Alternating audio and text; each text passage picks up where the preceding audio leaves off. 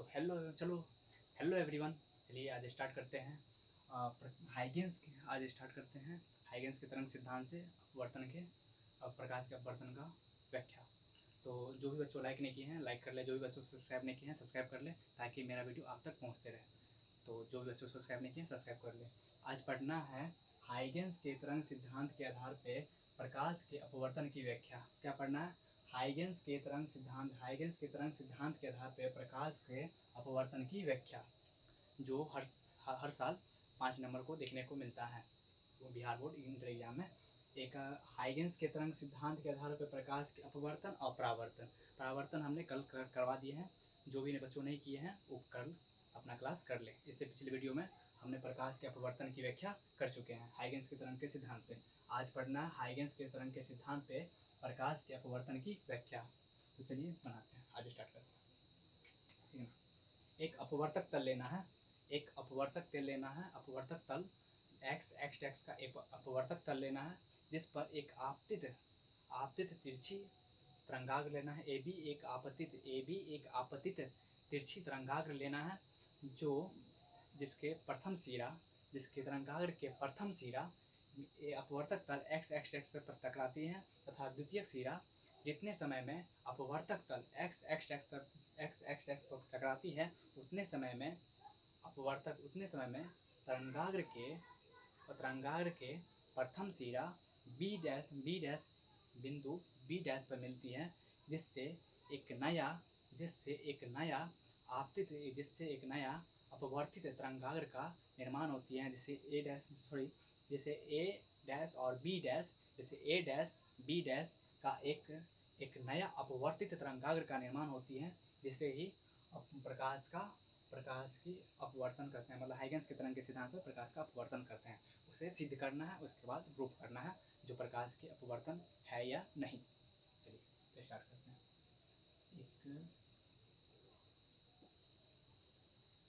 एक अपवर्तक तल लेना है। एक क्या लेना है? अपवर्तक तल। x डैश का एक अपवर्तक तल लेना है।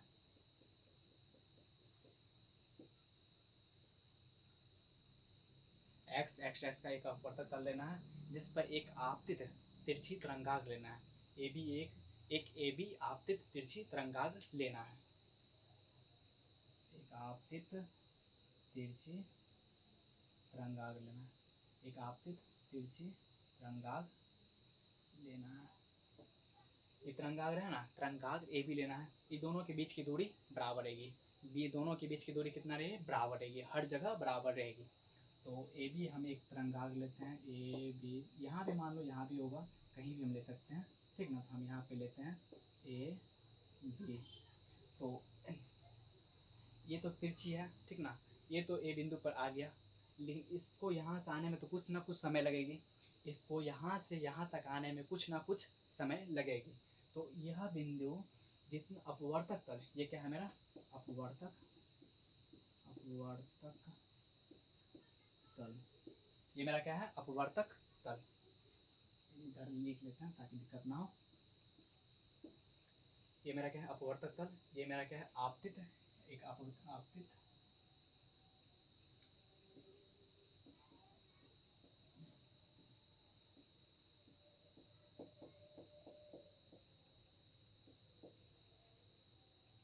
ये आपतित तरंगाग्र है। मैंने एक आपतित तरंगाग्र लिया जिसमें दो सिरा है, एक A तथा B, दूसरा सिरा क्या है मेरा? B। तो हमने एक अपवर्तक तल लिया। मैंने x और x डैश का एक अपवर्तक तल लिया और एक तिरछी आपतित तरंगाग्र A और B लिए। ये जो है यहाँ से यहाँ तक पहुँचने में, यहाँ से यहाँ तक बिंदु A डैश मतलब बिंदु B से लेके बिंदु A डैश तक पहुँचने में कुछ ना कुछ समय जरूर लगेगी। तो बिंदु B डैश से A डैश तक पहुँचने में कुछ ना कुछ समय लगेगी। तो इससे हमें सिद्ध करना है। आइए लेना है पहले माध्यम V1। पहले माध्यम प्रकाश की चाल, प्रथम माध्यम प्रकाश की चाल, पहले माध्यम प्रकाश की चाल V1 तथा दूसरे माध्यम प्रकाश की चाल V2। क्या लेना है, प्रथम माध्यम प्रकाश की चाल v1 तथा दूसरे माध्यम प्रकाश की चाल v2। तो यहाँ पे माध्यम की चाल लेना है, माध्यम v2। मेरा क्या है यहाँ पे माध्यम v1 तथा माध्यम v2। माध्यम 1 में प्रकाश की चाल v1 तथा माध्यम v2 में प्रकाश की चाल दूसरे माध्यम प्रकाश की चाल v2 है। हमने एक तरंगाग्र लिया, AB का एक तरंगाग्र लेना है जो तिरछी आपतित है तथा दूसरा पहले बिंदु तो मिल गया, पहले सिरा तरंगाग्र का A सिरा अपवर्तक तल से तो पहले मिल गया, लेकिन द्वितीय सिरा जो है यहाँ से यहाँ तक आने में कुछ ना कुछ समय लगी। तो यहाँ पे आने के बाद कितने समय में तरंगाग्र AB का तरंगाग्र दूसरे सिरा बिंदु B सिरा जितने समय में A डैश तक आती है उतने समय में तरंगाग्र का A सिरा बिंदु B डैश तक जाके मिलती है। कहाँ पे मिलती है, बिंदु B डैश पर। कहाँ मिलेगी, बिंदु B डैश पर। अतः जिससे मेरा A डैश और B डैश एक अपवर्तित तरंगाग्र का निर्माण होगा। जिससे मेरा क्या होगा, एक B डैश और A डैश या A डैश या B डैश मेरा एक अपवर्तित तरंगाग्र का निर्माण होगा। तो चलिए यहाँ पे क्या हो जाएगा, कोण I, एक आपतित किरण है तो कोण I हो जाएगा, अगर अपवर्तित किरण है तो कोण R हो जाएगा, ठीक ना।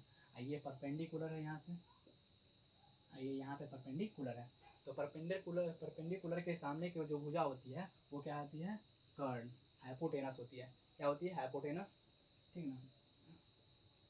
ये जो परपेंडिकुलर के जो सामने भुजा होती है, ये परपेंडिकुलर के सामने जो भुजा होती है वो क्या होती है, वो हाइपोटेनस होती है, मतलब कर्ण होती है, ठीक ना। और जो थीटा के सामने की भुजा क्या होती है, लंब। थीटा के सामने भुजा क्या होती है, लंब। तो ये जो थीटा के सामने भुजा है लंब, ये भी क्या है, थीटा के सामने की भुजा, ये तो कोण R है ना, ये थीटा के सामने भुजा लंब होती है, तो क्या होगा, लंब, ठीक ना। तो हमें साइन I निकालना है, साइन थीटा निकालना है। तो साइन थीटा के लिए हमें क्या चाहिए, कर्ण लंब। क्या चाहिए, लंब और कर्ण। साइन थीटा के लिए हमें क्या चाहिए, लंब और कर्ण। तो हमें साइन थीटा, तो लंब क्या है मेरा, कर्ण तो ये हो गया, कर्ण A और A डैश है, दोनों के लिए तो कर्ण बराबर है। हमें चाहिए क्या, लंब।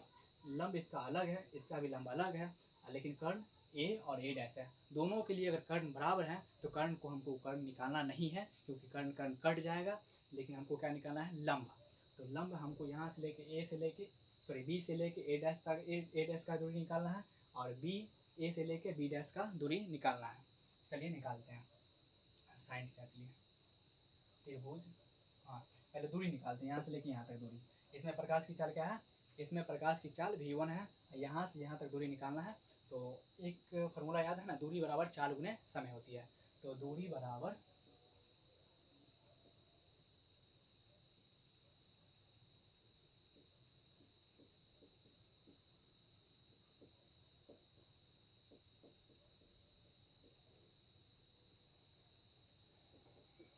एक लिख लेते हैं, पहले इसको वर्णन कर लेते हैं जो कितना कितना है।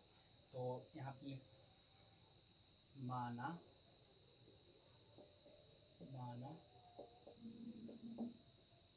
किसी स्रोत से, माना किसी स्रोत से एक समतल तरंगाग्र AB, माना किसी स्रोत से एक समतल तरंगाग्र AB अपवर्तक तल पर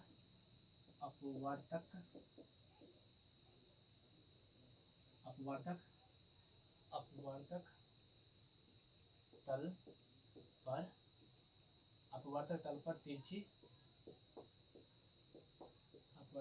तिरछा आपतित होती हैं।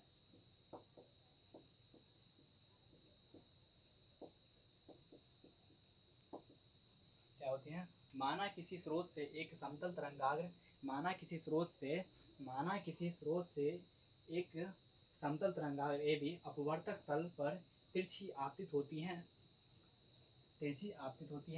जिसमें अतः इसके अपवर्तक तल माध्यम को दो भागों में पृथक करती हैं। अपवर्तक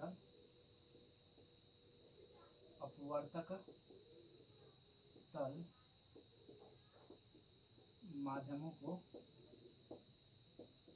माध्यमों को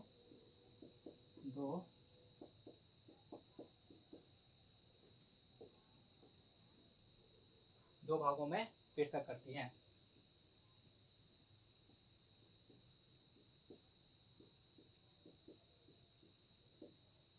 क्या लेना है? माना किसी स्रोत से एक समतल तरंगाग्र ए बी अपवर्तक तल पर तिरछा आपतित होती हैं। अपवर्तक तल माध्यमों को दो भागों में पृथक करती हैं। पहले माध्यम के लिए प्रकाश की चाल, पहले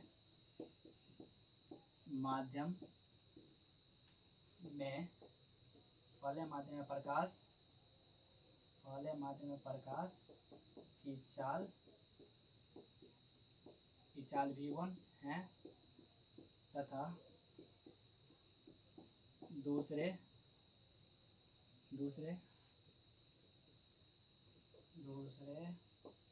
माध्यम में प्रकाश की चाल v2 है। दूसरे माध्यम प्रकाश की चाल v2 है। तरंगाग्र का बी सिरा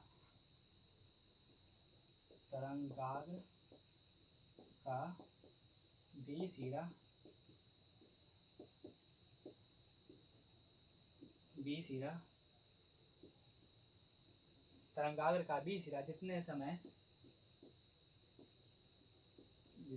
मतलब टी समय में बिंदु ए डैश से मिलती है।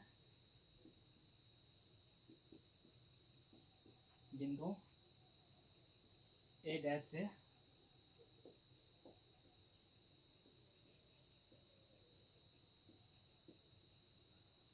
मिलती हैं, उतने समय में तरंगाग्र का ए सिरा बिंदु बी डैश से मिलती है। उतने समय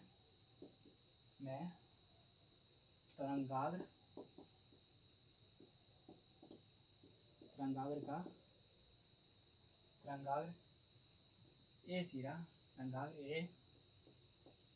सिरा बिंदु बी डैश से मिलती हैं। अतः ए डैश बी डैश एक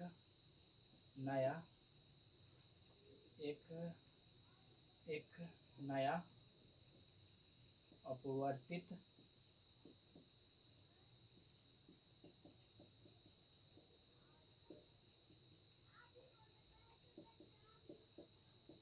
निर्माण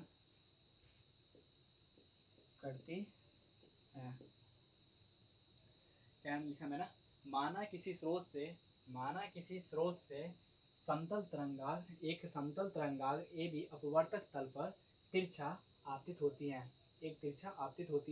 अपवर्तक तल माध्यम को दो भागों में बांटती है। ये अपवर्तक तल है, माध्यम को दो भागों में बांटती है, माध्यम 1 माध्यम 2, जिसमें प्रकाश की चाल पहले माध्यम में प्रकाश की चाल v1 है तथा दूसरे माध्यम में प्रकाश की चाल v2 है। तरंगाग्र का बी सिरा ए बी तरंगाग्र का बी सिरा जितने समय में बिंदु ए डैश से मिलती हैं, उतने समय में तरंगाग्र का ए सिरा बिंदु जितने समय में तरंगाग्र का बी सिरा ए डैश पर मिलती है, उतने समय में तरंगाग्र का ए सिरा बिंदु बी डैश पर मिलती हैं। अतः ए डैश बी डैश एक नया अपवर्तित तरंगाग्र का निर्माण होता है। चलिए उसके बाद आगे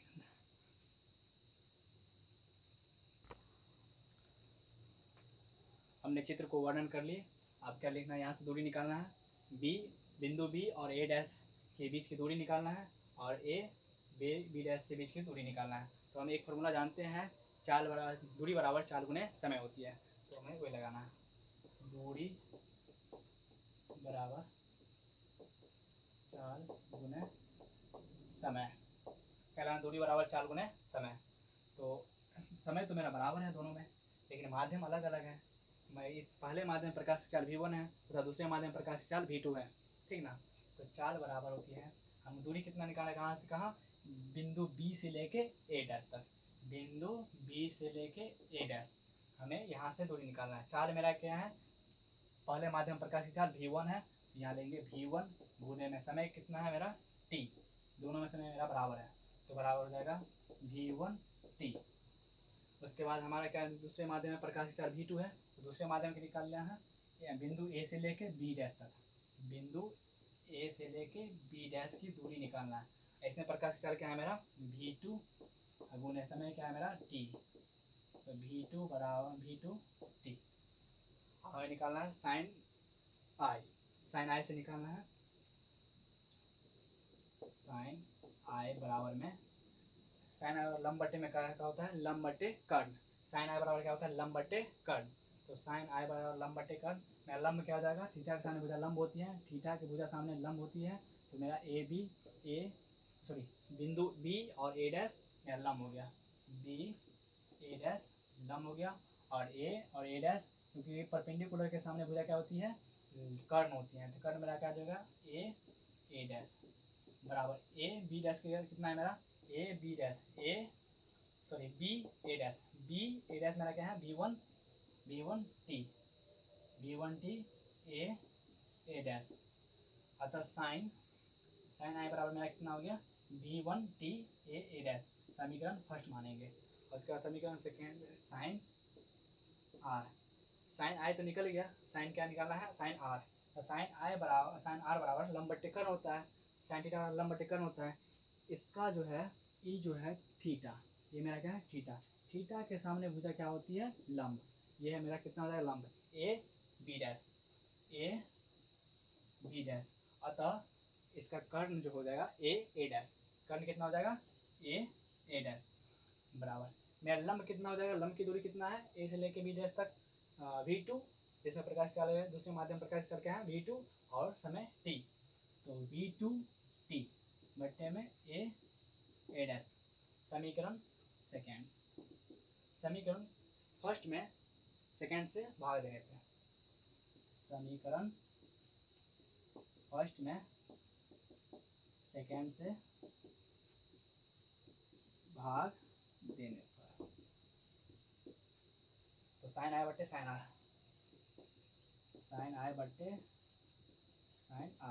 बराबर कितना है v1 t बट्टे ए डैश v2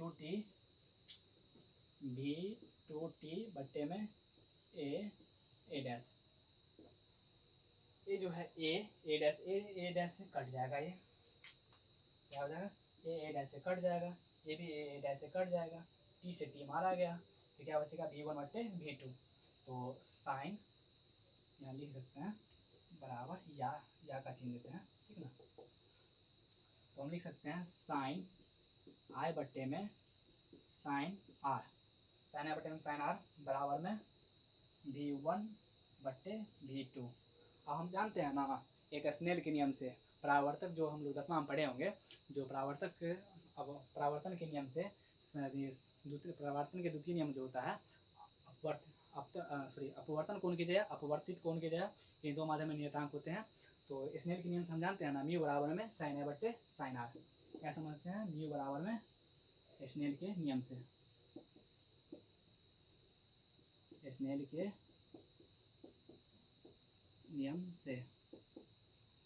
के नियम से साइन आई बट्टे में म्यू बराबर में साइन आई बट्टे साइन आर, म्यू बराबर साइन आई बट्टे साइन आर, इसको समीकरण फर्स्ट मान लीजिए,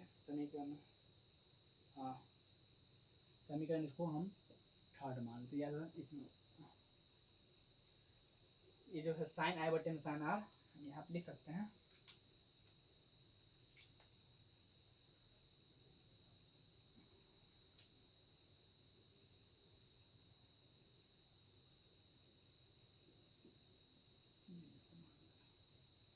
साइन आई बट्टे साइन आर का मेरा मान कितना है, साइन आई बट्टे साइन आर का मान कितना है v1 बट्टे v2, तो म्यू बराबर लिख सकते हैं म्यू बराबर में ये जो v1 बट्टे v2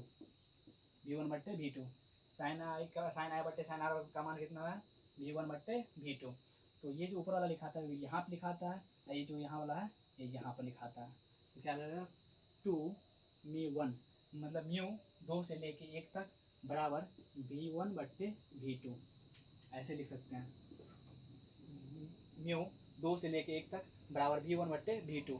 अतः हमें प्रकाश के मतलब हाइगेंस के तरंग सिद्धांत से प्रकाश के अपवर्तन की व्याख्या हो चुकी है। तो हमने क्या क्या लिए, एक बार और रिविजन कर लेते हैं, ठीक है ना।